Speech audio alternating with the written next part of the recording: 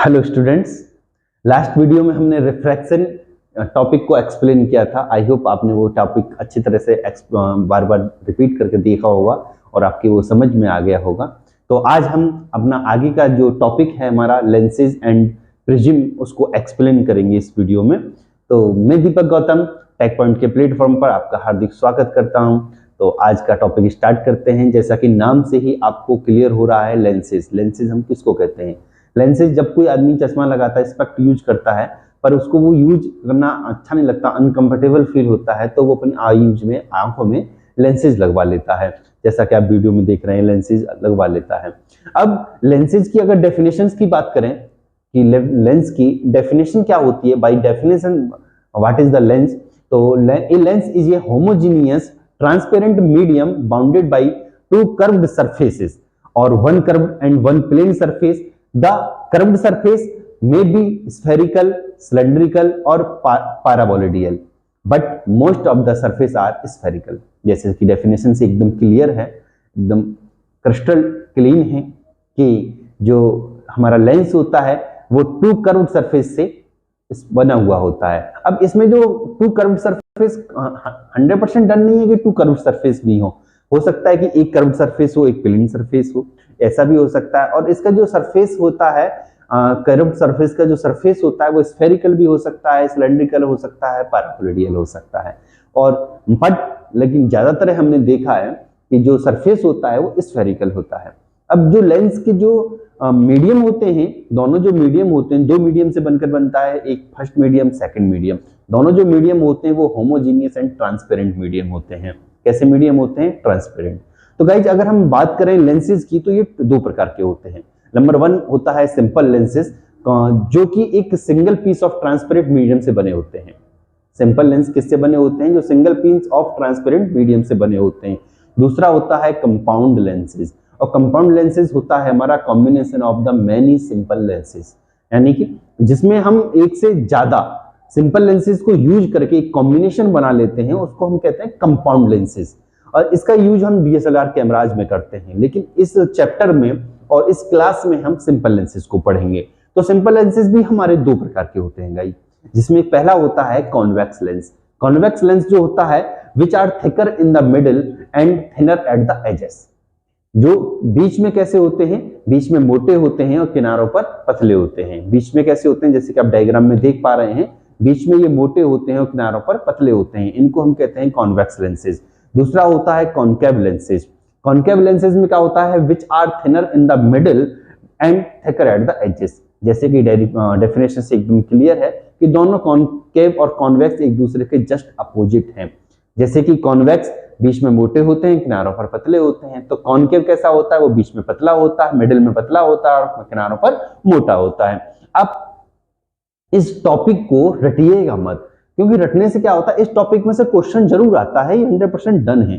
पिछले 10 ईयर से 12 ईयर से मैं देख रहा हूँ फिजिक्स को, 12th की फिजिक्स के बोर्ड एग्जाम को, कि उसमें ये टॉपिक से रिलेटेड न्यूमेरिकल डेरिवेशंस या डेफिनेशंस कुछ ना कुछ जरूर आपको मिलेगा। तो आप इस टॉपिक्स को रटिएगा मत। रटने से क्या होता है कि हम कॉनकेव कॉन्वेक्स लेंसेज में, इनके साइंस में क्या हो जाते हैं, कंफ्यूज हो जाते हैं। तो आप क्या करेंगे कि आप इस डायग्राम से हम कॉनकेव और कॉन्वेक्स को अपने माइंड में एकदम क्लियर कर लेंगे। कॉन्वेक्स कैसा होता है कि जो बीच में मोटा होता है, किनारों में पतला होता है, middle thicker at the middle and thinner at the edges. तो ये क्या हो गया? कॉन्वेक्स हो गया। कॉनकेव क्या होता है? बीच में पतला होता है, किनारों पर पतला होता है, यानी कि thinner in the middle and thicker at the edges. तो इसको हम क्या कहते हैं? कॉनकेव लेंसेज कहते हैं। आराम से आप समझ लीजिएगा। अब बात करते हैं कॉन्वेक्स लेंस की। तो कॉन्वेक्स लेंस होते हैं तीन प्रकार के गाइस। कॉन्वेक्स लेंस कितने होते हैं? ये होते हैं तीन प्रकार के। नंबर वन कहते हैं हम कॉन्वेक्सो कॉन्वेक्स। कॉन्वेक्सो कॉन्वेक्स, जैसा कि आप डायग्राम में देख पा रहे हैं, इसके जो दोनों कर्व्ड होती हैं, दोनों जो बाउंड होती हैं, दोनों जो सरफेस होते हैं, वो कैसे होते हैं? कॉन्वेक्स होते हैं। कॉन्वेक्स कॉन्वेक्स, इस साइड में भी कॉन्वेक्स, ये सरफेस भी कॉन्वेक्स और ये सरफेस भी कॉन्वेक्स, यानी कि दोनों जो मीडियम है वो कैसे होते हैं? कॉन्वेक्स होते हैं। इसको हम कहते हैं कॉन्वेक्सो कॉन्वेक्स। इसको हम बायो कॉन्वेक्स भी कहते हैं या डबल कॉन्वेक्स भी बोल देते हैं। और पॉइंट नंबर 2 होता है प्लानो कॉन्वेक्स। इसमें क्या होता है गाइस? एक साइड प्लेन होती है और दूसरी साइड कॉन्वेक्स होती है। इसको हम क्या बोलते हैं? Plano convex. एंड थर्ड जो होता है हमारा, वो होता है कॉनकेवो कॉन्वेक्स। Concavo convex. इसमें क्या होता है कि वन साइड कॉनकेव होता है, वन साइड कॉन्वेक्स होता है, इसलिए इसको हम बोलते हैं कॉन्वेक्सो कॉनकेव। नाम से एकदम क्लियर है, क्रिस्टल क्लियर है कि आप इसकी डेफिनेशन याद करने की जरूरत नहीं है, बस नॉर्मल सा कॉन्वेक्सो कॉन्वेक्स मतलब कि दोनों side convex convex, plano convex one side plane दूसरी साइड कॉन्वेक्स, कॉनकेवो कॉन्वेक्स एक साइड कॉनकेव दूसरी साइड कॉन्वेक्स। नॉर्मल है, क्लियर है एकदम। आप थोड़ा सा भी इसको माइंडेड क्लियर करेंगे, एक दो बार रिपीट करेंगे, वीडियो को बार बार देखेंगे, again to again again to again, try to try try and try, तो आपको क्या होगा कि नॉर्मल सी वीडियो है, वो टॉपिक है, आपको एकदम क्लियर हो जाएगा। इसी तरह से अब जैसे हमने कॉन्वेक्स को समझा, उसी तरह से कॉनकेव भी होता है। कॉनकेव भी तीन तरह के होते हैं। इसमें फर्स्ट होता है कॉनकेवो कॉनकेव, यानी कि कॉनकेवो कॉन्वेक्स, एक जो हम नाम लेते हैं इसका कॉनकेवो कॉनकेव, बायो कॉनकेव या डबल कॉनकेव भी कहते हैं। नॉर्मल सी बात है कि इसके दोनों साइड कैसे होते हैं, कॉनकेव कॉनकेव होते हैं। इस साइड भी मीडियम कॉनकेव लेंसेज होता है और इस साइड जो मीडियम सरफेस होता है वो भी कॉनकेव मीडियम होता है। दूसरा होता है plano concave, point number 2 plano concave. इसमें नॉर्मल फिर वही रिपीट हो रहा है, प्लान एक साइड में प्लेन दूसरी साइड में कॉनकेव। तीसरा होता है हमारा कॉन्वेक्सो कॉनकेव, एक साइड में कॉन्वेक्स दूसरी साइड में कॉनकेव। अब इसको क्या कहते हैं, कॉन्वेक्सो कॉनकेव। अब इस साइड से हम नॉर्मल सी बात है, इसको आप रटना नहीं है, इसलिए क्लियर करना है, नॉर्मल सा क्लियर करना है। क्लियर कैसे करेंगे कि हम जो कॉन्वेक्स लेंस है उसको तीन प्रकार में बांटते हैं, कॉन्वेक्सो कॉन्वेक्स, यानी कि दोनों side convex convex, plano convex एक साइड प्लेन दूसरी साइड कॉन्वेक्स, कॉनकेवो कॉनकेव एक साइड कॉनकेव दूसरी साइड कॉन्वेक्स। इसी तरह से कॉनकेव को भी हम तीन टाइप पॉइंट में कट करते हैं, कॉनकेवो कॉनकेवो, बायो कॉनकेवो, डबल कॉनकेवो कह देते हैं इसी को हम। तो इसमें क्या होता है, इसकी दोनों साइड कैसे होते हैं, कॉनकेवो कॉनकेवो लेंसेज होती हैं, दोनों जो सरफेस होते हैं कैसे होते हैं, कॉनकेव कॉनकेव होते हैं। पॉइंट नंबर 2 प्लानो कॉनकेव, एक साइड में प्लेन होता है दूसरी साइड में कॉनकेव होता है, तो ये भी एकदम क्लियर है हमारा। पॉइंट नंबर 3 कॉन्वेक्सो कॉनकेव, यानी एक साइड कॉन्वेक्स होता है दूसरी साइड कॉनकेव होता है, तो ये भी हमारा क्लियर है। तो हम आप एकदम क्लियर है, क्रिस्टल क्लियर आपका ये टॉपिक है यहाँ तक का कि जो लेंस होते हैं वो कौन कौन से होते हैं, किस प्रकार के होते हैं। सिंपल लेंसेज होते हैं जो single piece of the transparent medium होते हैं, कंपाउंड लेंस होते हैं जो combination of the many simple lenses, यानी एक से ज्यादा जो सिंपल लेंसेज को जोड़कर हम एक नया लेंस बना देते हैं उसको कंपाउंड लेंसेज कहते हैं। और जो एक सिंगल पीस से यानी एक ही पीस से ट्रांसपेरेंट मीडियम से बने हो उसको हम क्या कहते हैं, सिंपल लेंस कहते हैं। सिंपल लेंस में दो होते हैं, convex lens, concave lens. Convex में तीन प्रकार होते हैं, कॉन्वेक्स में तीन प्रकार होते हैं। ये आपका एकदम टॉपिक जो है वो एकदम क्लियर है गाइज। तो हम न्यू आगे वाले टॉपिक पे चलते हैं, और आगे वाला टॉपिक मोस्ट इंपोर्टेंट टॉपिक है, पिछले 10 ईयर्स में बार बार रिपीट हुआ है, बार बार रिपीट हुआ है गाइज। कोई भी ईयर ऐसा नहीं गया कि इस जो मैं टॉपिक आपको बताने वाला हूं नेक्स्ट टॉपिक, इस टॉपिक से रिलेटेड न्यूमेरिकल या डेरिवेशन आपके बोर्ड एग्जाम के फिजिक्स के एग्जाम में ना आई हो। और टॉपिक का नाम है refraction of light through a thin lens, refraction of light through a thin lens. इसको हम नॉर्मल लेंस मेकर फार्मूला भी बोल देते हैं, लेंस मेकर फार्मूला भी बोल देते हैं गाइज। स्टूडेंट्स, हम refraction of light through a thin lens फार्मूले का ड्राइव करेंगे। इस फार्मूले को लेंस मेकर फार्मूला भी बोलते हैं। क्वेश्चन दो तरीके से आ सकता है, refraction derive the formula of refraction of light through a thin lens, और derive the formula of reflect lens maker formula. इस कंडीशन में दोनों के लिए फार्मूला यही होगा, सेम ही होगा। देखिए गाइस, हमारे पास एक कॉन्वेक्स लेंस है made of glass of absolute refractive index. ये ग्लास से बना हुआ है, उसका रिफ्रैक्टिव इंडेक्स N2 है। हम इस कॉन्वेक्स लेंस जो ग्लास से बना हुआ है इसका रिफ्रैक्टिव इंडेक्स एज्यूम कर रहे हैं N2। बाहर N1 एयर है, इस साइड से भी और इस साइड में भी N1 एयर है। गाइज, O पर एक ऑब्जेक्ट रखा हुआ है, O पॉइंट पर एक ऑब्जेक्ट रखा हुआ है। ये P1 C1 हमारी R1 है। अगर हम बात करें कि P1 C1, देखिए यहां से हमारी ये P1 C1 यहां से लेकर ये पूरी डिस्टेंस हमारी क्या है, इसको हम R1 सपोज कर रहे हैं। एंड P2 C2 यहां से लेकर यहां तक की जो पूरी डिस्टेंस है इसको हम R2 सपोज कर रहे हैं, क्योंकि इस कंडीशन में इसकी रेडियस जो होंगी दो होंगी। रेडियस दो क्यों होंगी, देखिए अगर हमारे पास एक इस तरह से सर्किल है तो एक इसकी रेडियस होगी, ये इसको हम रेडियस R1 बोल रहे हैं। और अगर एक एनोदर सर्किल इस तरीके से है तो एक इसकी भी रेडियस होगी R2। तो इस तरीके से यहाँ पर ये क्या बन रहा है, हमारा जो कॉन्वेक्स लेंस है वो टू साइड से बन रहा है, इस साइड से भी कॉन्वेक्स और इस साइड से भी कॉन्वेक्स। तो इस कंडीशन में हमारे पास दो R1 R होंगी, रेडियस होंगी, रेडियस ऑफ कर्वेचर, तो R1 और R2। इस लेंस की जो मोटाई है, इसको जो हम थिकर है, इसको हम टी सपोज कर रहे हैं। ठीक है गाइज, ओ से P1 तक की दूरी U होगी क्योंकि ऑब्जेक्ट डिस्टेंस है। P1 से आई डैश को हम V डैश सपोज कर रहे हैं। आई डैश में अभी आपको एक्सप्लेन करूंगा कि आई डैश क्या है एंड V डैश क्या है। और P1 से P2 से I तक की जो डिस्टेंस है उसको V सपोज कर रहे हैं, इमेज डिस्टेंस है हमारी। गाइज देखिए, सबसे पहले हम इसको यूज करते हैं कि let a point of object O, हमारा O पॉइंट पर एक ऑब्जेक्ट है, प्लेस्ड है on the principal axis of the lens at a distance of U distance पर एक ऑब्जेक्ट रखा हुआ है गाइस।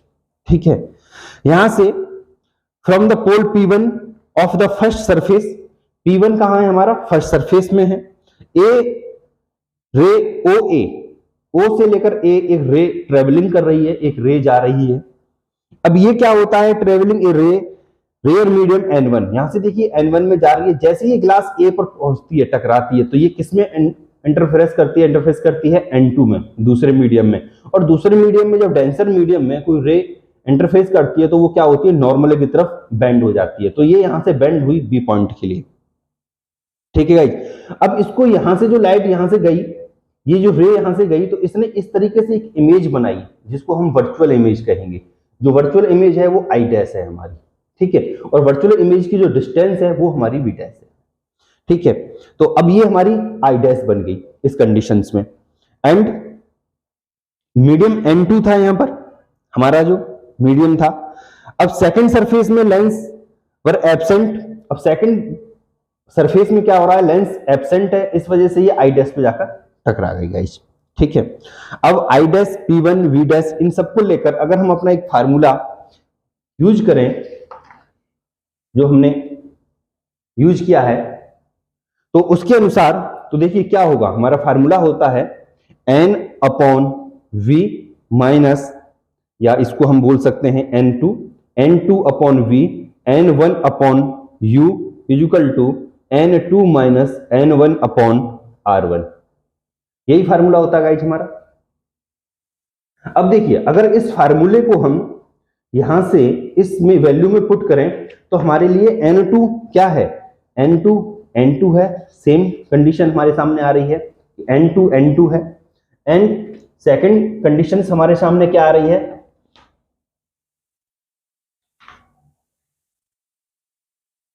देखिए गाइस, सेकंड कंडीशन क्या आ रही है कि जो ऑब्जेक्ट है हमारा वो कहां पर रखा हुआ है, जो V की वैल्यू है वो कितनी है हमारी, यहां पर हमारी वैल्यू V डैश है, तो N2 upon V dash and minus N1, हमारा जो मीडियम है वो N1 ही है, दूसरा मीडियम। और इस कंडीशन में जो ऑब्जेक्ट की डिस्टेंस है वो हमने U ही सपोज की है, एंड इक्वल टू हमारे पास जो बनेगा वो बनेगा N2 minus N1 upon R1। इसको हम इक्वेशन नंबर फर्स्ट एज्यूम कर लेते हैं गाइस। अब अगर हम सेकंड मीडियम में देखें, N2 से देखें, A से B तक की कंडीशंस में देखें आकर, तो A से B travelling in medium N2, A से लेकर B तक जो इसने लाइट ने जो ट्रेवल किया वो AB index, refractive index N2 में किया on the second surface of the lens and is refracted into the rear medium N1। अब ये यहां से रिफ्रैक्टेड होगा N1 के लिए, क्योंकि ये N2 है, दोबारा से यहां रिफ्रैक्ट हुआ N1 के लिए, तो इसकी जो इमेज बनी, रियल इमेज बनी, वो कहां पर बनी, जाकर आई पॉइंट पर। कहां पर बनी, आई पॉइंट पर। इस कंडीशंस में अगर हम यहां से इसकी वैल्यू पुट करते हैं और इस कंडीशन में हम इसकी, अब हमारे लिए जो ऑब्जेक्ट होगा वो कहां रखा हुआ है, आई डैश पर, क्योंकि यहां पर हमारी वर्चुअल इमेज बन रही थी आई डैश पर। अब जो रियल इमेज बन रही है वो आई, तो अब हमारे लिए ऑब्जेक्ट क्या हो गया, आई डैश, और हमारे लिए ऑब्जेक्ट डिस्टेंस क्या हो जाएगी, वो हो जाएगी हमारे लिए यहां से यहां तक की डिस्टेंस, ये वाली डिस्टेंस। तो ये डिस्टेंस क्या है हमारी, पूरी डिस्टेंस V डैश थी, इसमें से हमने T हटा दिया, इसकी जो थिक है वो घटा दी, तो V डैश माइनस T हो जाएगी हमारी अब ये न्यू ऑब्जेक्ट की डिस्टेंस। तो इस कंडीशन में अगर हम देखें तो हमारे पास क्या बनेगा कि N1 upon V minus N2 upon V dash minus T equal to, यहां पर क्या आएगा हमारा N1 minus N2 and R2। देखिए गाइस, यहां पर हमारा N1 क्यों आया है, क्योंकि N1 हमारा यहां पर इसलिए आया है क्योंकि अब हमारा जो इंडेक्स था, जो N2 हम लेते हैं, वो हमारा रिफ्रैक्टिव इंडेक्स N1 है यहाँ पर, और यहाँ से जहां से ट्रेवलिंग स्टार्ट हो रही है रे की, वो N2 है। तो इस कंडीशन में ये दोनों अपनी प्लेस को इंटरचेंज कर लेंगे। तो N1 upon V image distance, N2 upon U क्या है V डैश माइनस T, और N1 माइनस N2 अपॉन क्या है हमारा R2। अगर हम इसको सपोज करें और हम देखें कि अगर कॉन्वेक्स लेंस की जो थिकर है, जो इसकी बीच की डिस्टेंस है, जो हम कॉन्वेक्स लेंस को ले रहे हैं, जिसको हमने सपोज T करके माना है, ये सपोज T करके माना है, ये वेरी स्मॉल है, वेरी थिक है, क्यों ऊपर ही हमने ले लिया है lens maker formula, thin lens maker formula. तो इस कंडीशंस में क्या होगा कि जब ये बहुत ज्यादा स्मॉल होगी तो हम इसको क्या लिख सकते हैं गाइज, इसको हम लिख सकते हैं T less than, very less than is V dash. अगर V डैश के से कंपेयर करें हम T का, तो T बहुत ज्यादा थिक होगी, और इस कंडीशन में हम T को क्या कर देंगे, इग्नोर कर देंगे। क्या कर देंगे, इसको हम T को इग्नोर कर देंगे पूरी तरीके से, ठीक है। इसको इग्नोर करें हम, तो इस कंडीशंस में हमारे पास क्या बनता है, क्या मिलता है, देखिए N1 अपॉन V क्लियर है, माइनस N2 अपॉन, अगर T को हम ठीक यहां पर इग्नोर कर दें तो ये 0 हो जाएगा, तो ये हो जाएगा V dash is equal to N, इसमें से माइनस कॉमन ले लेते हैं, तो N2 minus N1 upon R2। इसको हम इक्वेशन नंबर सेकंड सपोज कर लेते हैं। अब हम क्या करते हैं कि देखिए हम adding equations first and second, हम फर्स्ट और सेकंड इक्वेशन को क्या कर रहे हैं, ऐड कर रहे हैं। तो फर्स्ट इक्वेशन क्या है हमारी, ये वाली, देखिए अगर हम इसको ऐड करते हैं इस कंडीशंस में, तो हमारी ऐड करने पर बाद क्या बनेगा ये कि N2 upon V dash minus N1 upon U plus N1 upon V minus N2 upon V dash is equal to N2 minus N1 upon R1 and plus minus, क्योंकि यहां पर ये क्या है माइनस का, N2 minus N1 upon R2।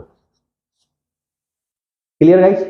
इस condition में देखिए N2 upon V dash minus का और N2 upon V dash plus का, तो ये इससे क्या हो जाएगा, कट हो जाएगा। हम N1 अपॉन V प्लस की वैल्यू को पहले लिख लेते हैं and minus N1 upon U की वैल्यू को इस वाली वैल्यू को लिख देते हैं। इन दोनों में से हम N2 माइनस N1 कॉमन कर लेते हैं, तो देखिए यहां पे से N2 और N1 गया, तो यहां क्या बचेगा 1 upon R1, minus plus minus हो जाएगा, यहां से N2 N1 कॉमन चला गया, तो यहां पर भी 1 अपॉन R2। ये हमारी कंडीशंस एक बनकर आती है, ठीक है गाइस। अब देखिए इस कंडीशंस में क्या हो रहा है हमारे साथ कि अगर हम इस कंडीशंस को आगे के लिए सॉल्व करते हैं, तो अगर हम इसमें इक्वेशंस में डिवाइड बाई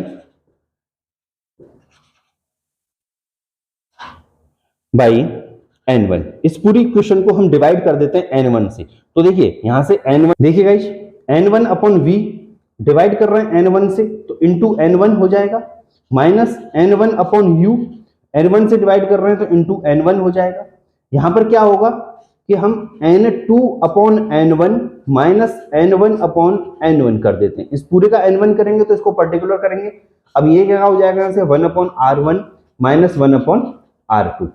देखिए N1 से N1 कट हो जाएगा, यहां पर N1 से N1 और यहां पर N1 से N1, ये हमारा क्या हो जाएगा, कट हो जाएगा नॉर्मली। अब इस कंडीशंस में देखिए हम क्या कर सकते हैं, इसको आगे के लिए हम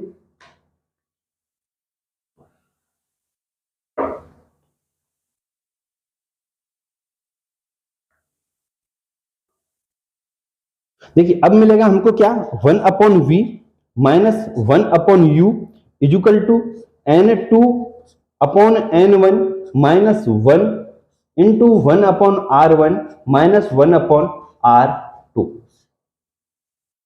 हम पहले इस क्वेश्चंस को, इस टाइप के क्वेश्चंस को कर चुके हैं, और उस कंडीशंस में हमने क्या किया था गाइस, देखिए उस कंडीशंस में क्या होगा कि N2 upon N1 is equal to N, क्योंकि N2 N1 क्या है, एक दो मीडियम है जो आपस में एक दूसरे से जॉइंट हैं, और N2 से N1 में और N1 से N2 में एक हमारी रे ट्रेवल कर रही है। लेकिन अगर इस दोनों की हम वैल्यू निकालेंगे तो वो N ही होगी, इसलिए हम N2 upon N1 is equal to N रख देते हैं, पुट करते हैं, तो 1 upon V minus 1 upon U is equal to हमको क्या मिलेगा, n minus 1 1 upon R1 minus 1 upon R2।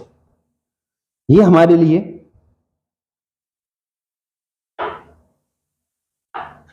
इस कंडीशंस में, ठीक है गाइस।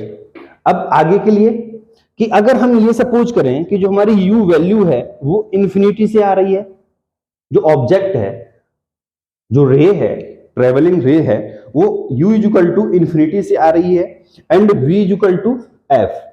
ये गाइज क्यों हुआ कि when the object is at infinity the image will be formed at the principal focus of the lens. अगर ऑब्जेक्ट इन्फिनिटी पर होगा तो हमारे लिए इमेज विल बी फॉर्म्ड कहां बनेगी, प्रिंसिपल फोकस पर। उस कंडीशन में v is equal to principal focus f हो जाएगा, u is equal to infinity है। तो आगे के लिए अगर हम इन दोनों वैल्यू को पुट करते हैं तो हमको क्या प्राप्त होगा, क्या मिलेगा कि 1 upon v minus 1 upon infinity is equal to n minus 1 upon into 1 upon R1 minus 1 upon R2। इस कंडीशन को सॉल्व करें तो जो इन्फिनिटी की वैल्यू है वो 0 हो जाएगी हमारी इस कंडीशन में, और v की जगह हमको क्या पुट करना है, f पुट करना है यहां पर, ठीक है गाइस। तो हमको क्या मिलेगा, 1 upon f is equal to n minus 1 and 1 upon R1 minus 1 upon R2। और गाइस ये हमारे लिए होगा लेंस मेकर फार्मूला, ये हमारे लिए होगा लेंस मेकर फार्मूला, और या कह सकते हैं refraction of light through a thin lens. But guys इसमें अगर हम एक वैल्यू और आगे के लिए पुट करते हैं तो देखिए कि 1 upon f is equal to n minus 1 1 upon R1 minus 1 upon R2 है, लेकिन इसी कंडीशंस में, इस इक्वेशंस में क्या हो रहा है कि 1 minus v 1 upon v minus 1 upon u is equal to n minus 1 into 1 upon R1 minus 1 upon R2 है। तो देखिए ये वाली जो वैल्यू है वो इस वैल्यू के इक्वल है। अगर हम इन दोनों इक्वेशंस को कंपेयर करते हैं एक दूसरे के साथ, अगर इन दोनों इक्वेशंस को हम कंपेयर कर रहे हैं एक दूसरे के साथ, तो ये जो वैल्यू है वो इस वैल्यू के क्या है, इक्वल है। इस कंडीशंस में ये वैल्यू इस वैल्यू के इक्वल होनी चाहिए, तो हम इसको लिख सकते हैं 1 upon v minus 1 upon u is equal to 1 upon f, और इसको हम बोलते हैं relation is called Gaussian form of lens equations. इसको हम क्या बोलते हैं, Gaussian form of lens equations, ठीक है गाइज। ये हमारा हो जाएगा 1 upon v minus 1 upon u is equal to 1 upon f। ये हमारा relation is called Gaussian form of lens equations. Guys new topic है, आगे का नेक्स्ट टॉपिक है हमारा पावर ऑफ लेंसेस। लेंस की हम पावर कैसे निकालते हैं, किसी भी लेंस को जब हम यूज करते हैं अपने आईज में या कहीं पर भी किसी भी वर्क में हम लेंस को यूज करते हैं तो उसकी पावर कैसे निकालते हैं कि इस लेंस की जो पावर है वो कितनी है। तो इसके लिए हमारे पास जो डेफिनेशन है पावर की, the power of a thin lens is a equal to the reciprocal of its focal length F measured in metre. Focal length मतलब एफ जो हम यूज करते हैं, इसके डेरिवेशन में जो अभी हमने यूज किया है उसका रेस्पिकॉल, यानी कि equal to the reciprocal of its focal length का रेस्पिकॉल। लेकिन यहाँ पर एक कंडीशंस जुड़ी हुई है, एक कंडीशन लगी हुई है, एक शर्त लगी हुई है कि जो फोकल लेंथ है उसका जो मेजरमेंट होना चाहिए वो मीटर में होना चाहिए। जो फोकल लेंथ है वो किस में होनी चाहिए, मीटर में होनी चाहिए, तब ये फॉर्मूला जो पावर का फार्मूला है P equal to 1 upon f ये वर्क करता है। यहाँ पर f किस में होनी चाहिए, मीटर में, जैसे कि फार्मूले में लिखा हुआ है P equal to 1 upon f। f क्या है, फोकल लेंथ, P क्या है, पावर। हम पावर को किससे रिप्रेजेंट करते हैं, P से। इसका जो SI यूनिट होता है वो डायोप्टर होता है, और डायोप्टर को हम जो रिप्रेजेंट करते हैं वो कैपिटल D से करते हैं गाइज। तो नॉर्मल सा है कि अगर हमको किसी भी लेंस की पावर निकालनी है तो उसके लिए हमको क्या करना पड़ेगा, the power of the thin lens is equal to the reciprocal of its focal length, यानी इसकी फोकल लेंथ का जस्ट रेस्पिकॉल क्या कहलाएगा, पावर कहलाएगा। और जो फोकल लेंथ है, शर्त क्या लगी हुई है कि जो फोकल लेंथ है वो किस में होनी चाहिए, मीटर में होनी चाहिए। बहुत नॉर्मल सी बात है, क्रिस्टल क्लियर। और जो इसका यूनिट है पावर का वो डायोप्टर है, डायोप्टर को हम रिप्रेजेंट करते हैं D से। और इसके बाद हमारा next topic combined focal length of two thin lenses in contact. जब दो थिन लेंस एक दूसरे के साथ कांटेक्ट में रखे होते हैं तो उनका कंबाइंड फोकल लेंथ हम कैसे निकालते हैं, तो आइए समझते हैं इसके derivation. Students, combined focal length of two thin lens in contact. अगर किसी कंडीशंस में हमारे पास कंबाइंड फोकल लेंथ में टू थिन लेंथ एक आपस में कांटेक्ट करके रखे हों तो उस कंडीशन में हम कंबाइंड फोकल लेंथ को कैसे फाइंड करेंगे, इसके लिए हम फार्मूला ड्राइव कर रहे हैं गाइस। देखिए suppose two thin length L1 and L2, हमारे पास दो थिन लेंथ हैं, एक L1 है एक L2 है, और focal length F1 F2, L1 के लिए F1 L2 के लिए F2 फोकल लेंथ हम यूज कर रहे हैं। Are placed in contact in air, ये दोनों प्लेस एयर में कांटेक्ट हैं, रखे हुए हैं एक कॉमन प्रिंसिपल एक्सिस, एक कॉमन प्रिंसिपल एक्सिस पर। एक पॉइंट O ऑब्जेक्ट पर on the principal axis at a distance u, जो कि u डिस्टेंस से दूरी पर है प्रिंसिपल एक्सिस से, from the first length L1 की प्रिंसिपल एक्सिस से O डिस्टेंस पर, O u डिस्टेंस पर O ऑब्जेक्ट एक रखा हुआ है। Its image would be formed by the lens L1, यहां से ये जिसको ट्रेवलिंग लाइट होगी तो ये L1 पर जाकर रिफ्रैक्ट होगी और यहां से एक वर्चुअल इमेज बनाएगी I'। इस कंडीशंस में हमारे पास जो वैल्यू होगी वो कुछ इस तरीके से होगी कि O ऑब्जेक्ट की जो हमारी डिस्टेंस है, यहां से यहां तक की जो डिस्टेंस है वो u है, लेकिन जो इमेज डिस्टेंस होने की हमारी वो v डैश होगी। क्या होगी? v dash. इस कंडीशंस में अगर हम फार्मूला अपना यूज करेंगे तो हमारे लिए फार्मूला क्या होगा? 1 अपॉन v डैश, क्योंकि इमेज डिस्टेंस क्या है? v dash, minus 1 upon u object distance is equal to 1 upon f1, क्योंकि फोकल लेंथ क्या है? f1। इक्वेशन नंबर हम इसको 1 सपोज कर लेंगे। सेकंड कंडीशन पे हम चलते हैं अपने L2 साइड में। अब I डैश हमारी क्या है? Virtual image. जब L2 ऑब्जेक्ट पर ये लाइट रे को रिफ्रैक्ट करेगी तो यहां से इसकी एक रियल इमेज बनेगी I पॉइंट पर। अब हमारे लिए जो U की ऑब्जेक्ट डिस्टेंस हो जाएगी वो क्या हो जाएगी? V dash. क्या हो जाएगी? V dash. और जो इमेज डिस्टेंस हो जाएगी वो क्या हो जाएगी? V। इस कंडीशंस में अगर हम इसके लिए फार्मूला बनाते हैं तो हमारे लिए फार्मूला क्या बनेगा कि 1 upon V minus 1 upon V dash is equal to 1 upon F2। Equation number second. अब हम equation number first and second को ऐड कर देते हैं। Adding equations first and second, we get क्या प्राप्त होगा हमको कि 1 upon V dash minus 1 upon U plus 1 upon V minus 1 upon V dash is equal to 1 upon F1 plus 1 upon F2। देखिए गाइज, इस कंडीशंस में क्या होगा? 1 अपॉन V डैश माइनस का 1 अपॉन V डैश प्लस का, ये दोनों आपस में कट जाएंगे तो क्या मिलेगा? 1 upon V minus 1 upon U is equal to 1 upon F1 plus 1 upon F2। इसको हम इक्वेशन नंबर थर्ड सपोज कर लेते हैं गाइज। एज्यूम कर लेते हैं कि ये हमारी इक्वेशन नंबर क्या है? थर्ड है।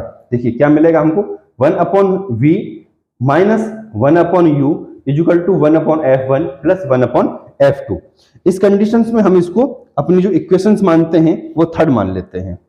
अगर हम अब यहां से if we replace these two lenses by a single lens, जो दो लेंस थे उसको मैं एक सिंगल लेंस में रिप्लेस कर दूं which forms the image of an object distance u, और जो ऑब्जेक्ट है वो u डिस्टेंस पर हो from it at a distance v, और जो इसकी इमेज बने वो v डिस्टेंस पर बने, then the focal length f। देखिए इस कंडीशंस में क्या कि जो ऑब्जेक्ट, दो इमेज है हमारी, दो लेंस हैं, इसकी जगह हम एक लेंस बना दें। क्या बना दें? एक ही लेंस यूज करें तो यहां से हमारी क्या होगी? ऑब्जेक्ट डिस्टेंस जो होगी वो O होगी और इमेज डिस्टेंस जो होगी वो क्या होगी? V होगी।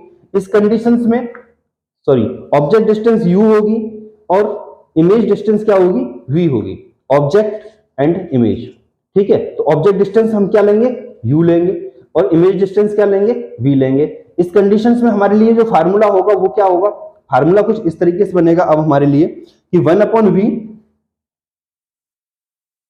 Minus 1 upon U is equal to 1 upon F, क्योंकि इस कंडीशंस में क्या होगा कि जो फोकल लेंथ हमारी F1 और F2 थी वो हमारी सिर्फ कंडीशंस 1 में आ जाएगी, एक ही फोकल लेंथ बन जाएगी F। इसको हम इक्वेशन नंबर 4 मान लेते हैं। अब हम इक्वेशन नंबर थर्ड और इक्वेशन नंबर 4 को एक दूसरे से कंपेयर करें तो 1 upon V minus 1 upon U is equal to 1 upon F1 plus 1 upon F2 है, and 1 upon V minus 1 upon U is equal to 1 upon F1 है। तो ये जो हमारी वैल्यू है वो इस वैल्यू से सेम कॉपी कर रहा है, तो ये जो वैल्यू है वो इस वैल्यू के इक्वल होनी चाहिए। तो हमारे पास जो वैल्यू निकल के आएगी वो क्या निकल के आएगी कि 1/f is equal to 1/f1 plus 1/f2। और ये हमारे पास जो फार्मूला होगा वो किसका फार्मूला होगा, कंबाइंड कंडीशंस में combined focal length of two thin lenses in contact. जब दो थिन लेंस एक कांटेक्ट में रखे होंगे तो उसकी कंबाइंड फोकल लेंथ क्या होगी कि 1/f1 प्लस 1/f2। क्या होगी उसकी focal length 1/f1 plus 1/f2। अगर इस कंडीशंस में हमको इनकी पावर निकालनी पड़े तो पावर क्या निकलेगी कि P is equal to P1 plus P2, P is equal to P1 plus P2। ये क्या हो जाएगा हमारा combined power of two lenses placed in contact. जब दो लेंस एक कांटेक्ट में रखे हों तो उन दोनों की अगर हमको पावर निकालनी हो लेंस की तो P1 और P2, यानी कि पहले फोकल लेंथ से उसकी P1 वैल्यू निकाल लेंगे, पावर 1 निकाल लेंगे, दूसरी फोकल लेंथ से उसकी पावर P2 निकाल लेंगे, दोनों को ऐड कर देंगे, टोटल पावर हमको मिल जाएगी इक्वल। ठीक है गाइस, आई होप आपको ये डेरिवेशन अच्छी तरह समझ में आया होगा। आप इसको 1 से 2 बार 2 से 4 बार रिपीट करके इसको डेरिवेशंस को देखेंगे तो आई होप अच्छी तरीके से ये आपकी समझ में आ जाएगा। और किसी भी डेरिवेशन को रटने की जरूरत नहीं है। इस चैप्टर में 4 से 5 डेरिवेशंस हैं, इनको डेरिवेशन को आपको अच्छे से समझना है। सभी डेरिवेशन एक दूसरे से कांटेक्ट हैं, एक दूसरे से जुड़े हुए, एक दूसरे पे डिपेंड करते हैं। आप एक को समझेंगे तो दूसरा समझ में आएगा, उसको समझेंगे तो आगे वाला एक्चुअल नॉर्मली समझ में आ जाएगा। गाइज नेक्स्ट टॉपिक है हमारा प्रिज्म। प्रिज्म हम किसको कहते हैं, डेफिनेशन ऑफ प्रिज्म हमारी क्या है। ये जो इसकी डेफिनेशन है वो बिल्कुल लेंस से मिलती हुई है, एक छोटा सा दोनों में डिफरेंस है। पहले हम डेफिनेशन देख लेते हैं, फिर उसकी डिफरेंस पे हम आपस में डिस्कशन करते हैं कि डिफरेंस क्या है। A prism is a homogeneous transparent medium bounded by two plane surfaces inclined to each other at an angle. अब देखिए डेफिनेशन क्या है, a prism is a homogeneous transparent medium bounded by two plane surface. वहां पर हमारा lenses में कैसे surface थे, वहां पर भी ट्रांसपेरेंट थे, होमोजीनियस मीडियम थे, और जो टू सरफेस बाउंडेड थे। लेकिन वहां पर क्या था, वहां हमारा दोनों जो सरफेस थे वो या तो स्फेरिकल थे, पैराबोलिडियल थे, या कैसे थे हमारे, पहले एक प्लेन था और दूसरा स्फेरिकल था, लेकिन मिनिमम 1 हमारा जो सरफेस था वो स्फेरिकल था। लेकिन यहां पर क्या है कि यहां पर दोनों ही सरफेस जो कैसे हैं वो प्लेन ही है और कोई शेप नहीं है। यहां पर दोनों जो शेप हैं इसके वो कैसे हैं, प्लेन सरफेस हैं। Incline to each other at an angle, and इनके जो एंगल्स हैं जो इनका शेप है वो एक दूसरे के साथ एंगल बनाकर जुड़ा हुआ है, एक एंगल बनाकर जुड़ा हुआ है जो हमको एक ट्राइंगल की तरह दिखाई देता है, जैसे कि आपको डायग्राम में दिख रहा होगा। प्रिज्म में क्या होता है गाइज, हम इसका यूज कैसे करते हैं या इसका हमको कहाँ जरूरत पड़ती है। तो गाइज हम इस पर अगर हम कोई एक लाइट की रेज इसके ऊपर हम डालें, इसकी तरफ भेजें, और जिसको हम कहते हैं इंसिडेंट रे, अगर कोई एक लाइट रे इंसिडेंट इसके ऊपर होती है तो ये उस लाइट रे को 7 टाइप से अलग अलग कलर्स में उसको हमको रिफ्रैक्ट करके भेजता है, यानी कि रिफ्लेक्ट करके भेजता है, और जिसको हम विबग्योर के नाम से जानते हैं। नॉर्मल सा हम विबग्योर आपने पढ़ा होगा 9th-10th में, विबग्योर कहते हैं। विबग्योर का अगर देखें तो वी वायलेट होता है, वायलेट कलर होता है, आई से इंडिगो कलर होता है, बी से ब्लू कलर होता है, जी से ग्रीन कलर, वाई से येलो कलर, ओ से ऑरेंज कलर और आर से रेड कलर। इन सब के रिफ्रैक्टिव इंडेक्स होते हैं। रिफ्रैक्टिव इंडेक्स के बारे में भी हम चर्चा करेंगे, एंड इसके जो डेरिवेशंस हैं इस चैप्टर में उसके बारे में भी हम डिस्कशन करेंगे। डेरिवेशन है इसमें refraction through a prism, minimum deviation और एंगुलर डिप्रेशंस, इसमें बहुत सारे डेरिवेशंस हैं। तो आइए चलते हैं हम इनके डेरिवेशंस साइड्स पे और एक्सप्लेन करते हैं प्रिज्म के डेरिवेशंस को। मोस्ट इंपोर्टेंट है, इसमें से क्वेश्चंस आता है, कुछ ही क्वेश्चन है इसके, 5 से 6 क्वेश्चन इंपोर्टेंट है, और उसमें से कोई ना कोई क्वेश्चन बार बार रिपीट करता है। ये मैंने पिछले 10 ईयर्स से देखा है कि इसका जो 5 से 6 क्वेश्चंस मैं आपको बताऊंगा गाइस, उसमें से एक क्वेश्चन 110% आपके बोर्ड एग्जाम पेपर में टाइप हो चुका है, यानी कि 2 या 3 नंबर का एक क्वेश्चन आपके लिए मौजूद है, यानी कि पेपर आउट है, पेपर आउट। तो गाइस चलते हैं अपने डेरिवेशन साइड्स पे। Guys refraction through a prism, जब किसी प्रिज्म के द्वारा रिफ्रैक्शन होता है तो उस कंडीशंस में हमारा जो डायग्राम होता है, in this conditions diagram, suppose that let ABC be the principal section of glass prism. जो ABC है वो glass prism section of principal section of a glass prism है, यानी कि ग्लास का प्रिज्म है. The angle A the refracting angle of the prism, angle A the refracting angle of the prism. Let a monochromatic ray of light PQ. ये PQ एक light ray है जो AB face पर आकर टकरा रही है.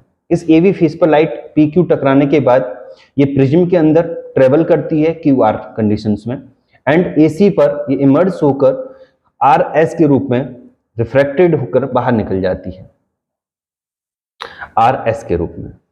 इस कंडीशंस में देखिए गाइज कि हमारा जो PQRS है ये पाथ है ट्रेवलिंग लाइट का, जो थ्रो हो रहा है बाई प्रिज्म. एक प्रिज्म में होकर एक पाथ ट्रेवलिंग लाइट पास हो रही है, पार हो रही है. ठीक है. इस कंडीशंस में let I be the angle of incidence. Let I, this is I, is the angle of incidence, and small r the angle of refraction at AB. Angle R is the refraction, and let R dash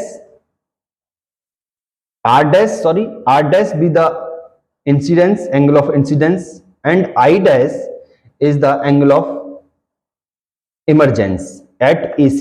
ये AC पे क्या हो रही है? Emergence हो रही है. Late minimum deviation delta, जिसको हम बोलते हैं, इसको मिनिमम डिविएशन भी बोलते हैं. Let minimum deviation be the angle between the incident ray PQ produced forward and the emergent ray RS.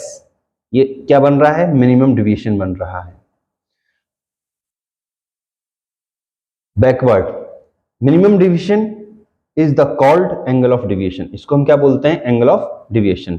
इस कंडीशंस में गाइज अगर हम कैलकुलेट करें calculation of the angle of deviation, कि एंगल ऑफ डिविएशन की जो कैलकुलेशंस होगी वो क्या होगी, तो उस कंडीशंस में गाइज देखिए कि क्या बनेगा कि angle of deviation is equal to angle DQR plus angle DRQ. Angle DQR plus DRQ. इस कंडीशन में DQR हमारा क्या है? देखिए DQR ये वाला जो एंगल है, ये एंगल क्या है? देखिए ये I एंगल है सामने, फ्रंट पे क्या है हमारा? Angle of I. इसके सामने ये इसके इक्वल टू होना चाहिए, लेकिन यहाँ पर ये जो वाला एंगल है वो R है, तो ये वाला एंगल क्या बचेगा?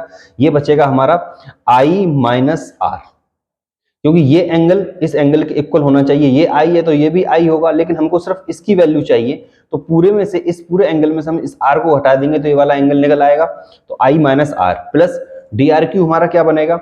DRQ इस साइड से, तो ये R डैश है हमारा. ठीक है.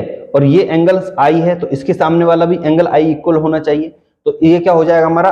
I dash minus R dash. या यहां से हम देख लें ये I डैश है तो इसके सामने वाला फ्रंट पूरा होगा, तो ये I डैश होगा. इस I डैश में से अगर हम R डैश कम कर माइनस करेंगे तो हमको ये वाला वैल्यू मिल जाएगी इसकी, तो ये क्या हो जाएगी हमारी? I dash minus R dash. ठीक है गाइज. इस कंडीशंस को अगर हम थोड़ा सा सॉल्व आउट करते हैं तो हमारी जो कंडीशंस बन के आएगी वो देखिए क्या बनकर आएगी गाइज, कि हम इसके ब्रैकेट को ओपन करते हैं, I minus R plus I dash minus R dash. इस कंडीशन को अगर हम ये प्लस और प्लस की वैल्यू को एक जगह कर लेते हैं कि I plus I dash, and in दोनों में से R की वैल्यू में से हम माइनस कॉमन ले लेते हैं, तो minus R plus R dash. ठीक गाइस, ये हम इक्वेशन नंबर इसको 1 सपोज कर लेते हैं. हम इसको इक्वेशन नंबर 1 सपोज कर लेते हैं यहां पर. ठीक है. अब इस कंडीशंस में हम आगे चलते हैं अपनी कंडीशंस को सॉल्व आउट करने के लिए, इस वैल्यू को फाइंड करने के लिए, इसकी वैल्यू को. तो गाइस देखिए क्या कंडीशंस बनकर आएगी कि इन द क्वाड्रेटियल ए हमारा जो बन रहा है यहां पर क्या बन रहा है, देखिए AQER, AQER ई आर, ये पूरा जो है हमारा क्या बनना है, कार्डियल बनना है। इस कंडीशन में एंगल ए और एंगल ई क्या होगा, 180। हम इसको नोट कर लेते हैं। एंगल ए, देखिए angle A plus angle E is equal to क्या होगा, 180 होगा। लेकिन अगर हम triangle, in triangle Q E R में बात करें, क्यू ई आर में देखिए हम डायग्राम देख लेते हैं। क्यू ई आर में इस ट्राइंगल में बात करें हम, तो देखिए ये वाला एंगल प्लस ये वाला एंगल प्लस ये एंगल, तीनों कितने होंगे, 180 होंगे। हम इसको भी नोट कर लेते हैं कि angle of R plus angle of R dash plus E is equal to कितना होगा, 180 होगा गाइस। ठीक है, इस कंडीशंस में अगर हम इक्वेशन नंबर 2 और इक्वेशन नंबर 3 को कंपेयर करें तो 180 दोनों इक्वल हैं एक दूसरे के। अगर हम इन दोनों को एक दूसरे के इक्वल करें तो क्या कंडीशंस निकल के आएगी हमारी, कि r plus R dash plus E is equal to A plus E. यहां पर e से e कट जाएगा तो क्या मिलेगा हमको, r plus R dash is equal to A. और इस कंडीशंस को, इस वैल्यू को हम पुट कर दें अपने इक्वेशन नंबर 1 में, r प्लस आर डैश की जगह a, तो हमारे पास जो minimum deviation, sorry angle of deviation, minimum deviation जो निकल के आएगा वो क्या निकल के आएगा, i plus I dash minus r plus R dash की जगह क्या लगाएं, a। This is the formula of हमारा मिनिमम डेविएशंस के लिए क्या हो जाएगा, फार्मूला जिसको हम यूज करेंगे। इसके बाद गाइज आता है हमारा formula of the refractive, formula of for the refractive index of the prism, of the prism, formula of the refractive index. यानी कि अगर हम किसी प्रिज्म का रिफ्रैक्टिव इंडेक्स निकालें तो वो किस तरीके से निकालेंगे guys, if the prism is the position of minimum deviation then I dash is equal to, इस कंडीशंस में क्या होगा देखिए, I dash is equal to I and R dash is equal to R, and हम यहां पर क्या लेंगे, deviation is equal to deviation minimum, क्या लेंगे, डेविएशन मिनिमम। इस कंडीशंस को हम इक्वेशन नंबर 2 और 3, हमारी 2 और 3 इक्वेशंस कौन सी थी, देखिए गाइस 2 और 3 ये हमारी इक्वेशंस थी। ठीक है, इस इक्वेशंस से हमको क्या मिलेगा, देखिए इस कंडीशंस में हमारे पास क्या था कि r plus R dash is equal to क्या था, यहां पर r plus R dash is equal to a था। अगर हम इसको यहां से सॉल्व करें, r dash is equal to, अगर हमने r माना है, अभी हमने सपोज किया है यहां देखिए कि r dash is equal to r, तो अगर हम इसको भी r मान लें तो r plus R is equal to क्या हो जाएगा, 2r is equal to a। तो हम इसको नोट कर लेते हैं कि 2r is equal to a, and हमारा यहां से r की वैल्यू अगर हम निकालें तो क्या निकलेगी, a अपॉन 2। क्लियर। दूसरा हमारा क्या निकल के आएगा कि मिनिमम डेविएशंस, इस कंडीशंस में हमारे पास क्या हो जाएगा, मिनिमम डेविएशंस इस कंडीशंस में हमारे पास क्या हो जाएगा कि 2i माइनस के a।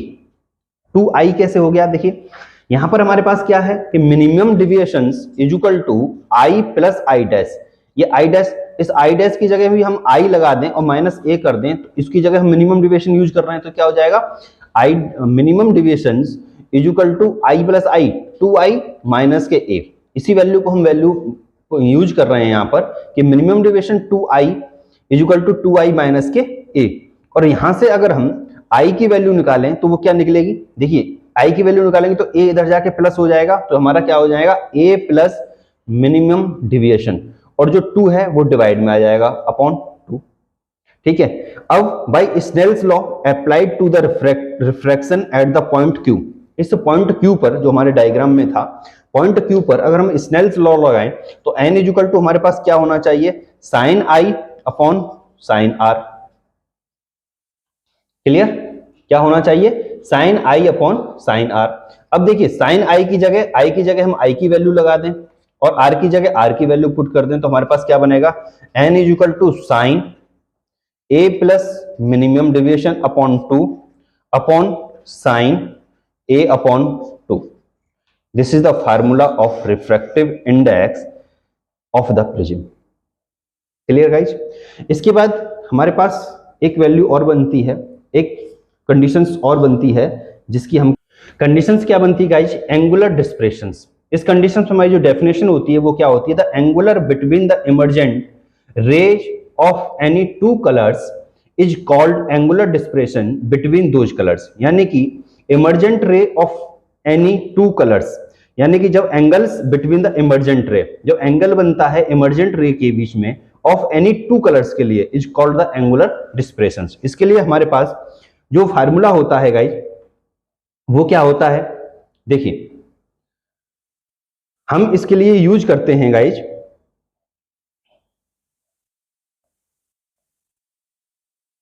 कि theta is equal to minimum deviation या deviation of violet minus deviation of red, deviation of violet minus deviation of red.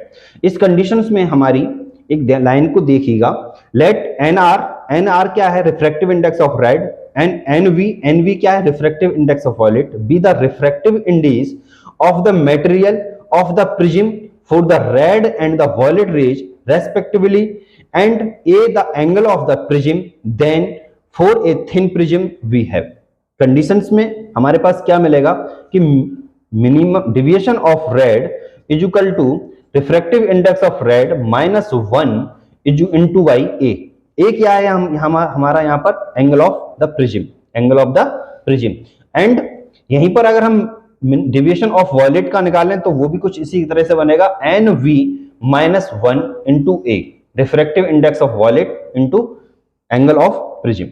इन दोनों कंडीशंस में अगर हम इसका एंगुलर डिस्प्रेशंस निकालें तो थीटा इज इक्वल टू, अगर हम इसको वैल्यू पुट करें अपने फार्मूले में, तो मिनिमम डिविएशन ऑफ वॉयलेट का जो वैल्यू है यानी कि वो क्या है हमारी N V minus 1 into A, and minus और डिविएशन ऑफ रेड की हमारी वैल्यू क्या है, refractive index of red minus 1 into A. इन दोनों कंडीशंस में से हम ये ए कॉमन ले लेते हैं, थीटा इज इक्वल टू, तो एक जब कॉमन लेंगे तो हमारा यहां पर क्या बचेगा, N V minus 1, and minus से जब ये ब्रैकेट ओपन करेंगे तो ये प्लस का माइनस का हो जाएगा एन आर, और ये माइनस माइनस प्लस हो जाएगा 1 से 1 कट जाएगा, तो थीटा इज इक्वल टू, यहां से थीटा इज इक्वल टू हमें जो वैल्यू मिलेगी वो क्या मिलेगी कि N V minus N R into A. This is the, जो ये हमारा फार्मूला होगा वो किसका होगा, एंगुलर ऑफ डिस्प्रेशंस का, एंगुलर ऑफ डिस्प्रेशंस का। इस कंडीशंस में गाइज हमारे लिए डिस्प्रेसिव पावर की वैल्यू निकालना और इंपॉर्टेंट हो जाता है कि डिस्प्रेसिव पावर हमारी वैल्यू कैसे निकलेगी। इस कंडीशंस में किसकी वैल्यू हमको निकालनी है, डिस्प्रेसिव पावर की, डिस्प्रेसिव पावर। तो इसकी वैल्यू निकालने के लिए देखो हमको क्या करना पड़ेगा कि deviation of violet minus deviation of red is equal to refractive index of violet minus refractive index of red into A. ये हमारा फार्मूला था अभी। इसी फार्मूले से and the angle of deviation for the yellow ray is given, अगर इसी में हम डिविएशन ऑफ येलो कलर्स के लिए निकालें तो वो क्या बनेगा हमारे पास कि refractive index of yellow minus 1 into A, क्योंकि ये तो सभी कलर्स के लिए अपना इसी तरीके से फार्मूला बनता है।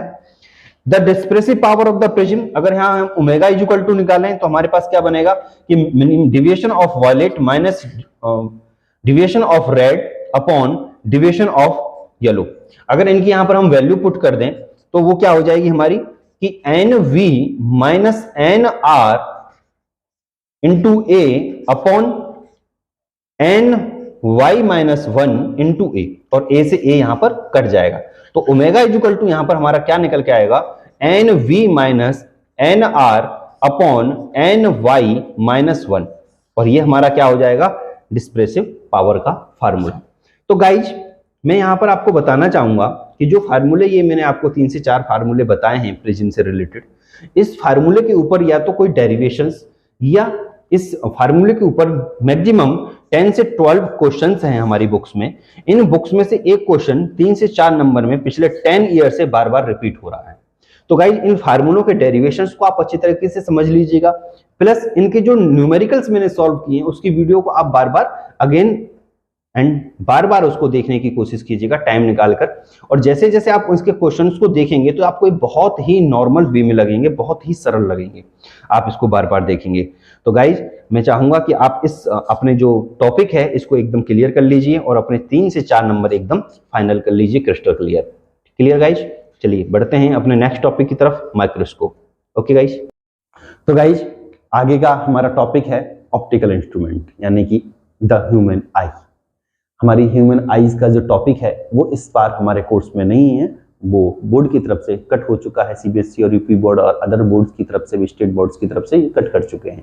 इसमें हमको इस जो टॉपिक्स में से, इस यूनिट चैप्टर में से हमको जो पढ़ना है, जो हमारे सिलेबस में है, वो simple microscope, compound microscope, telescope, ये सब हैं। तो हम एक्सप्लेन करते हैं अपने माइक्रोस्कोप और टेलीस्कोप को। इसके डेरिवेशंस नहीं है हमारे कोर्सेज में, तो इसके रिलेटेड जो न्यूमेरिकल है वो भी नहीं है।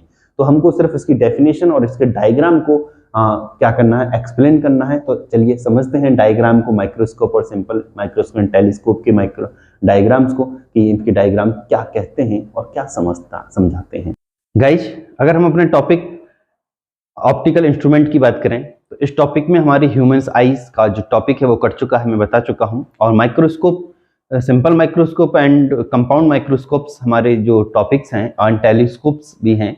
तो 3 से 4 हमारे टॉपिक्स हैं। इसमें इंपॉर्टेंट हमारा कंपाउंड माइक्रोस्कोप्स है, तो हम उसको एक्सप्लेन कर लेते हैं अच्छे से। Compound microscope objectives to learn about the construction and working of a compound microscopes.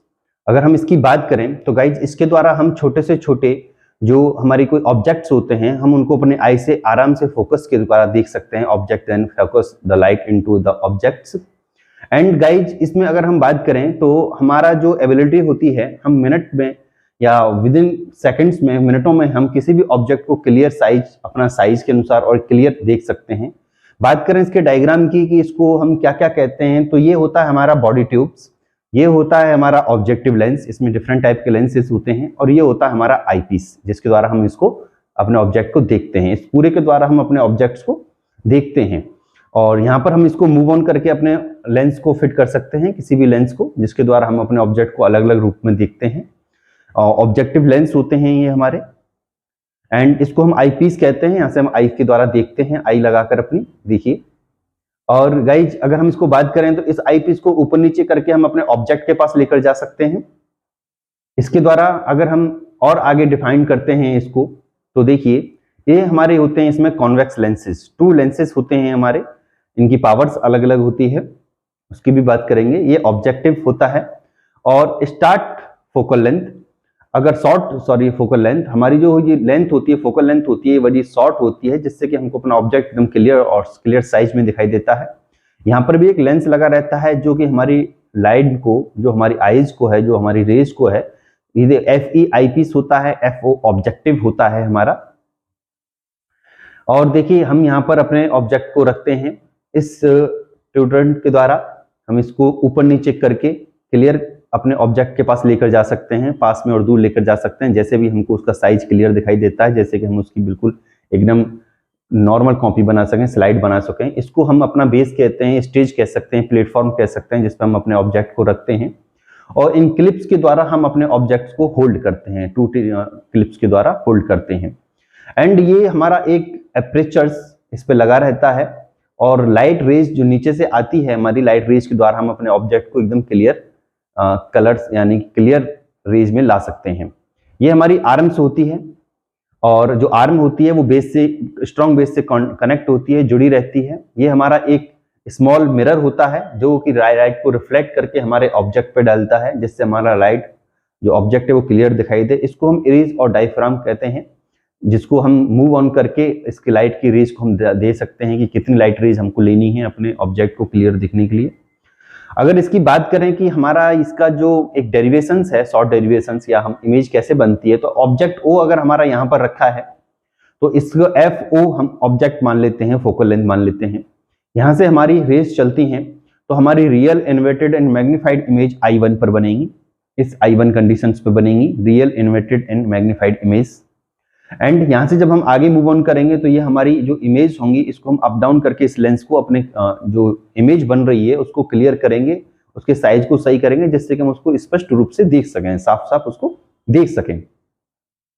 अगर इस कंडीशन में देखें तो यहाँ से एक दूसरी रेज बनेगी जो virtual erect and magnified image होगी, जो हमको दिखाई देगी अपनी आईपीस से। जो वर्चुअल होगी, रियल इमेज नहीं होगी, लेकिन हमको वो उस इमेज के द्वारा हम एकदम क्लियर देख सकते हैं, ये लेंस होगा। और अगर मैग्नीफाइंग पावर की बात करें कि मैग्नीफाइंग पावर कैसे वर्क करता है, तो तो अगर इसका डायमीटर 5x है, अगर हम सपोज करते हैं 5 डायमीटर्स हैं इसके हमारे, 5x इक्वल टू x का मतलब मल्टीपल है, तो अगर टोटल मैग्निफिकेशन की बात करें m इक्वल टू जो हमारा होगा वो होगा magnifying power of objective MO multiply by magnifying power of eyepiece ME। इस कंडीशन में अगर हम एक एग्जांपल ले लेते हैं, ऑब्जेक्टिव इक्वल टू हम सपोज कर लेते हैं कि 40x है और हम अपना आईपीस सपोज कर लेते हैं 10x है, तो इसमें मैग्नीफाइंग टोटल मैग्नीफाइंग पावर हो जाएगी 40 × 10 इक्वल टू 400 मल्टीपल्स। तो गाइस ये था आज का explanations, lenses, prism, microscope, telescope, बहुत लंबा एक्सप्लेनेशन था। तो गाइस आई होप आप लोगों ने इसको अच्छे तरीके से समझा होगा। एंड अगर आपको कोई कंफ्यूजन है तो वीडियो को बार बार रिपीट करके देखिए, और अगर फिर भी आपको कोई समझ में नहीं आता है तो आप मेरी कमेंट के द्वारा कमेंट से आप मुझको कोई क्वेश्चन कर सकते हैं। नेक्स्ट वीडियो में आपके डाउट को 100% क्लियर करूंगा। आप मेरे जो मेरा ऐप है उसको प्ले स्टोर पर जाकर डाउनलोड कर सकते हैं टेक पॉइंट के नाम से, इंस्टा पे मुझे फॉलो कर सकते हैं एंड फेसबुक पे मुझे फॉलो कर सकते हैं, यूट्यूब पे मुझे सब्सक्राइब कर सकते हैं। तो जय हिंद दोस्तों।